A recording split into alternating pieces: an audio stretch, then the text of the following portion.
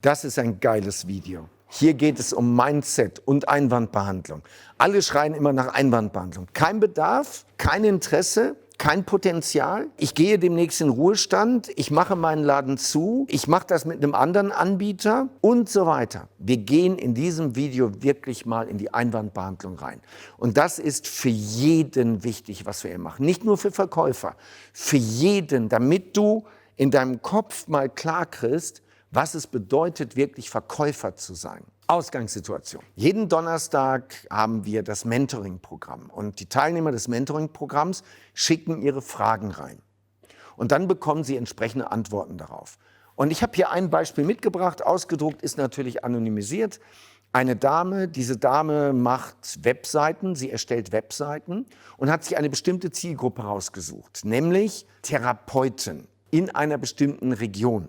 So, und sie hat Kaltakquise gemacht. Sie hat mir dann ein paar Zahlen auch geschickt, also nicht nur ihre Fragen, das finde ich total cool, sondern sie hat mir auch geschickt, was hat sie denn gemacht? Seit dem letzten Termin hat sie 34 Anrufe gemacht. Was mich immer interessiert ist, brutto, netto. Netto ist, wie viele hat sie erreicht? Und sie schreibt hier nur die Nettozahl, 34 Anrufe.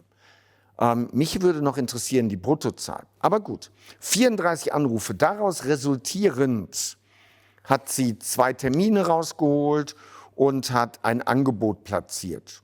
Okay, also das ist so ungefähr 8 bis 10% Trefferquote. Für die Kaltakquise gar nicht so schlecht. Okay, dann hat sie gesagt, die Bedarfsermittlung hat ergeben, kein Potenzial, gab es 8. 8 Kontakte von den 34 haben gesagt, sie gehen demnächst in den Ruhestand oder sie haben eine Geschäftsaufgabe. Bei kein Bedarf hatte sie 5 Kontakte, die machen ihre Webseite selber.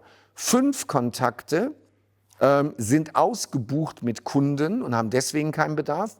9 Kontakte sind in der Überarbeitung ihrer Webseite mit einer anderen Agentur. So, das heißt, wir sprechen über 27 von 34 Kontakten, wo sie sagt, kein Potenzial oder kein Bedarf. Und es macht keinen Sinn, da weiterzumachen. Was habe ich ihr geraten? Und ich habe ihr ein Stück weit den Kopf gewaschen, weil das machen Amateure. Ein Profi würde das nie schreiben. Das ist jetzt wichtig. Wir gehen in die einzelnen Ein- und Vorwände mal rein. Einwand ist was Konkretes, wo du konkret argumentieren kannst. Vorwand ist vorgeschoben, ist nur eine Schutzbehauptung. Die Sachen, die wir hier haben, sind in den meisten Fällen vorgeschoben, um mit dieser Dame nicht weiter in irgendein Qualifizierungs- oder Angebotsgespräch einzusteigen. Also fangen wir an mit dem ersten, kein Potenzial. 8 Kunden, 8 von 34, haben gesagt, sie gehen als Therapeuten demnächst in den Ruhestand oder sie geben ihr Geschäft auf. Wie wäre der Dialog? Und ich mache das jetzt nicht, ich nehme jetzt keine Techniken. Alles, was ich mache, ich arbeite jetzt mal mit Fragen und mit hypothetischen Fragen. Okay? So, also wenn du wirklich die Einwandbehandlungstechniken erleben willst, die mache ich im Seminar oder in meinen Online-Kursen. Die mache ich jetzt nicht gratis bei YouTube. Aber das reicht. Was du jetzt kriegst, das wird dir reichen. Okay, also, nee, ich brauche keine Webseite. Nee, wir sind gut versorgt. Ich gehe sowieso demnächst in Ruhestand. Oh, das finde ich klasse, dass Sie in den Ruhestand gehen. Mensch, toll. Wann ist es denn soweit? Ja, 6 Monate, 12 Monate, 2 Jahre, irgendwas. Klasse. Und haben Sie schon mal darüber nachgedacht, Ihre Praxis zu verkaufen? Weil Sie haben ja über die Jahre einen Kundenstamm aufgebaut, einen Stamm an Patienten. Sie haben Prozesse und Abläufe und Sie würden natürlich einem Existenzgründer, der gerade eine Praxis gründen will, unglaublich viele Vorteile verschaffen, wenn Sie ihm Ihre laufende Praxis verkaufen würden. Und insbesondere haben Sie ja genügend Kunden. Das ist die Herausforderung eines jeden Starters, dass er nicht genug Kunden am Anfang hat. Sagen Sie, haben Sie schon mal darüber nachgedacht, Ihre Praxis für ein paar 100.000 € abzugeben und damit nochmal ein schönes Taschengeld zu bekommen, mit dem Sie dann bequem in den Ruhestand gehen können, ohne dass Sie an Ihre Reserven gehen müssen? Nee, da habe ich noch gar nicht drüber nachgedacht. Aber wäre es spannend für Sie? Ja, natürlich. Okay. Und stellen Sie sich vor, wenn Sie jetzt einen konstanten Strom an Wunschkunden, an Neukunden generieren würden, dass also jede Woche, ich sag mal jeden Tag, Kunden sich bei Ihnen melden, die genau Ihre Therapie brauchen, Ihre Dienstleistung brauchen. Wie wäre das? Und wenn Sie dann eine Praxis abgeben würden, die super funktioniert, bestehende Kunden, permanente Neukunden, Systeme dahinter, Sichtbarkeit, Bekanntheit im Markt. Was meinen Sie? Würden Sie mehr Geld dafür bekommen? Bestimmt. Würde sich sowas verkaufen lassen? Bestimmt. Haben Sie da schon jemanden im Kopf? Nee, das nicht, aber da würde ich bestimmt jemanden finden. Okay, dann ist es doch gut, dass wir jetzt miteinander telefonieren. Denn wenn Sie diesen konstanten Strom an Neukunden haben möchten, dann ist es doch für Sie der beste Weg, das übers Internet zu machen. Dass Sie die richtige Webseite haben und dass die Interessenten die Informationen dort bekommen, die für Sie relevant sind. Und dann eine Anfrage bei Ihnen platzieren. Und Sie aus der Anfrage anschließend einen neuen Patienten machen. Und dann hat Ihre Praxis natürlich auch einen ganz anderen Verkaufswert, weil Sie nachweisen können, dass die Neukundenakquise bei Ihnen super organisiert ist, oder? Ja, das stimmt. Also, wann wollen wir denn mal darüber sprechen, wie Ihre neue Webseite aussehen sollte? Das ist alles. So würde ich da reingehen. Und das ist egal, ob jemand den Laden zumachen will oder ob er in Rente gehen will. Du kannst die gleiche Gesprächsführung machen. Ja, das geht noch deutlich eleganter. Dafür gibt es Gesprächstechniken. Aber du kannst doch nicht einfach sagen, kein Bedarf, weil der macht gerade zu. Das stimmt doch nicht. So, oder du arbeitest mit Profi-Einkäufern. Ja, du machst Geschäfte mit Konzernen und der Profi-Einkäufer sagt dir dann, nee, haben wir keinen Bedarf, weil ich gehe demnächst in Rente, müssen Sie mit meinem Nachfolger machen. Kennt ihr das? Wenn ihr im B2B-Bereich arbeitet? So. Und wie ist das dann? Ja, der sagt, mach das mit meinem Nachfolger. Und jetzt gehst du rein und sagst, okay, wann scheiden Sie denn aus? 6 Monate, 1 Jahr, 2 Jahre, ne? Das Übliche. Okay, gut, das kann ich gut verstehen, dass Sie das natürlich dann Ihrem Nachfolger überlassen wollen. Wie wichtig ist es Ihnen denn, dass, wenn Sie ausscheiden, gut über Sie gesprochen wird? Wie wichtig ist es Ihnen, dass im Nachgang nicht der Neue erzählt, dass er einen Scherbenhaufen vorgefunden hat, dass es hier keine Abläufe und Prozesse gibt? Wie wichtig ist Ihnen das? Ja, das ist mir schon wichtig. Und das wird auch nicht passieren. Schauen Sie, oft kommt ein Nachfolger, der längst nicht die Erfahrung hat wie Sie. Und der bekommt es nicht auf die Reihe. Aber er übernimmt dann nicht die Verantwortung dafür, sondern, weil Sie ja weg sind, schiebt das Ihnen in die Schuhe. Das passiert jeden Tag und das haben Sie bestimmt auch schon erlebt. Deswegen mein Angebot. Wie wäre es, wenn Sie jetzt die Weichen richtig stellen für die Übergabe, für Ihren Nachfolger? Ihr Nachfolger hat doch gar nicht den Überblick über die Lieferanten und das, was Sie wirklich brauchen. Macht es da nicht viel mehr Sinn, dass Sie jetzt die Weichen richtig stellen, dass Sie jetzt nochmal jeden Lieferanten auf den Prüfstein stellen, dass Sie jetzt auch nochmal neue Lieferanten reinnehmen und das Angebot überprüfen? So, und jetzt bist du wieder im Gespräch. Also, bloß weil jemand sagt, ich scheide bald aus, ich werde mein Geschäft beenden oder ich gehe in den Ruhestand, heißt das doch nicht, dass du aufgibst und sagst, der Kunde hat keinen Bedarf. Das stimmt nicht. Du brauchst einen anderen Blickwinkel darauf. Okay? So, dann sagt sie, kein Bedarf. 5 Kontakte machen ihre Webseite selbst mit Wix. Also so heißt der Anbieter. Ja? So. 5 Kontakte machen ihre Webseite selber mit Wix. Und sie sagt, kein Bedarf. Bullshit. Natürlich hat der Kunde Bedarf. Herr Therapeut, wenn Sie Zahnschmerzen haben, Schauen Sie sich dann YouTube-Tutorials an, wie man damit umgeht, wie man eine Wurzelbehandlung macht und machen Sie es dann selber? Nein. Wenn Sie einen Rechtsstreit haben, nehmen Sie sich dann das BGB, das bürgerliche Gesetzbuch und arbeiten das durch und verteidigen sich dann vor Gericht selber? Nein, machen Sie nicht. Sie gehen zum Zahnarzt und Sie holen sich einen Rechtsanwalt. Und bei dem Thema Webseite fangen Sie jetzt an, sich in dieses Thema reinzuarbeiten? Also die ganzen psychologischen Punkte, die zu beachten sind bei der Gestaltung einer Webseite, die ganzen technologischen. Sie sind doch Therapeut, das ist doch Ihre Kernkompetenz. Es geht doch darum, dass Sie vielen Menschen helfen, die Probleme haben. Das können Sie doch am besten und das ist doch der größte Mehrwert, den Sie bieten. Und mal abgesehen davon, damit verdienen Sie doch auch Ihr Geld. Und jetzt fangen Sie an, sich in diese komplexe Thematik des Webseitengestaltens einzuarbeiten? Ist es nicht viel cleverer, an der Stelle zu sagen, dass Sie sich auf Ihre Kernkompetenz konzentrieren, fokussieren und dass Sie die Webseiten einem Profi geben? Wie wär's? Wollen wir da mal die Preise vergleichen?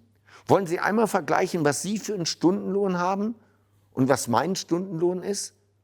Und dann werden Sie sehen, meiner wird deutlich günstiger sein als Ihrer und es ist deutlich produktiver für Sie, dass Sie sich auf die Therapien konzentrieren und nicht auf den Webseitenbau. Das wäre eine Argumentationskette.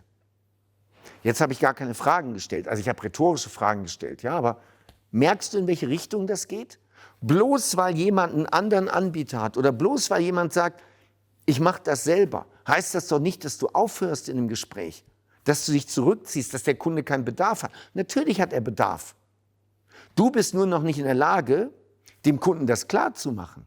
Und das ist dein Job als Verkäufer. So, dann haben wir 5 Kontakte seien ausgebucht mit Kunden. Also 5 Therapeuten haben gesagt, sowas brauche ich nicht. Wir haben so viele Kunden, ich brauche keine neuen Kunden. Okay. Herr Therapeut, gratuliere, dass Sie so viele Kunden haben, dass es bei Ihnen so gut läuft. Das spricht für Ihre Qualität. Gratuliere. Mal angenommen, nur mal angenommen, Sie könnten die Hälfte der Patienten machen bei gleichem Umsatz. Oder mal angenommen, Sie machen die gleiche Anzahl der Patienten und hätten 30, 50, 70% mehr Umsatz. Wie klingt das denn für Sie? Ja, wie soll denn das gehen? Das funktioniert so, dass Sie nämlich zukünftig Ihre Preise erhöhen. Ich weiß, Ihre Kunden werden die Preise nicht zahlen. Das wird den Kunden zu viel sein, die werden abspringen. Genau. Das ist ein natürlicher Selektionsprozess.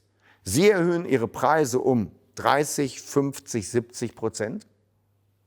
Und jetzt werden einige Kunden abspringen. Das ist so. Sagen wir mal, die Hälfte springt ab. Nicht schlimm. Weil wenn Sie jetzt im Internet sichtbar sind und wenn Sie die richtigen Kunden, die richtigen Patienten anziehen, die eine entsprechende Wertschätzung haben für ihre Leistung, die auch bereit sind, für das gewisse Extra mehr zu zahlen, dann kommen die zu Ihnen. Das heißt, Sie können innerhalb von ein paar Monaten Ihren Kundenstamm ein Stück weit durchtauschen. Sie verlieren ein paar Patienten, das ist nicht schlimm. Und Sie bekommen neue Patienten dazu, auf die Sie Lust haben, mit denen Sie gerne arbeiten und die auch mehr zahlen als Ihre Kunden jetzt. Wie klingt das denn für Sie? Ja, wie soll denn das gehen? Das geht über die richtige Webseite. Psychologisch entsprechend aufbereitet und technisch auf dem neuesten Stand. Wann wollen wir darüber denn mal sprechen? Und jetzt bist du wieder im Gespräch. Wieder. Und alles, was ich gemacht habe, ich habe mal ein Bild der Zukunft gemalt. Also, bei aller Liebe, wenn mir jemand sagt, ich brauche keine Kunden, weiß ich, dass er ein Schwachkopf ist. Dass er ein Schwachkopf ist. Ich habe keinen anderen Begriff dafür. Ich brauche keine Kunden mehr. Ich habe so viele Kunden. Okay. Möchtest du gerne das Doppelte verdienen mit der gleichen Anzahl der Kunden? Ja. Möchtest du gerne die Hälfte der Zeit nur noch arbeiten, aber das Gleiche verdienen? Ja. Da sagt keiner Nein. Und deswegen nenne ich diese Leute Schwachköpfe. Weil sie es selber nicht sehen. Weil sie sich selber eine Bullshit-Story erzählen. So, dann nochmal kein Bedarf. 9 Kontakte sind in der Überarbeitung der Webseite mit einer anderen Agentur. Perfekt.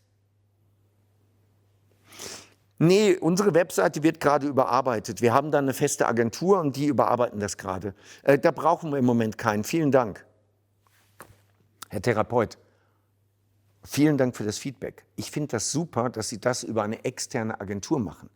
Das zeigt doch, dass Sie in der Thematik drin sind. Und das zeigt auch, dass Sie investieren in Ihre Neukundengewinnung, in Ihre Sichtbarkeit und in Ihr Wachstum. Gratuliere. Und wenn wir jetzt gerade dabei sind, Sie gerade dabei sind, Ihre Webseite sowieso zu aktualisieren, dann ist das doch der perfekte Zeitpunkt, mal einen zweiten Anbieter unverbindlich zu testen. Bringen Sie doch beide an den Start. Bringen Sie doch Ihre Agentur an den Start und mich an den Start. Und dann vergleichen Sie doch mal später die beiden Angebote. Was bietet Ihnen Ihre aktuelle Agentur und was würde ich Ihnen bieten? Das Einzige, was ich von Ihnen mir wünsche, ist eine faire Chance im Vergleich. Wenn Sie sagen, nein, meine Agentur ist besser, dann sagen Sie mir gerne, wo die besser sind. Ich lerne auch gerne dazu. Ich möchte mich auch gerne weiterentwickeln. Nur, wenn Sie nachher sagen, ganz objektiv, wow, Ihr Angebot ist deutlich besser als das, was mir meine Agentur angeboten hat, dann bitte ich Sie um eine faire Chance, Sie als Kunden zu gewinnen und für Sie zukünftig Ihre Webseite zu gestalten. Ist das ein Deal?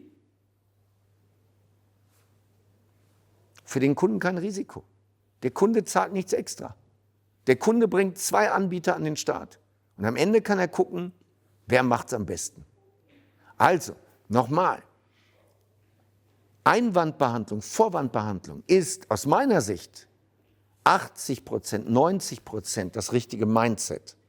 Dass du das einfach nicht akzeptierst, dieses Nein, sondern dass du immer das letzte Wort hast und dass du so vertriebsintelligent bist, dass du genau erkennst, was steckt hinter der Aussage.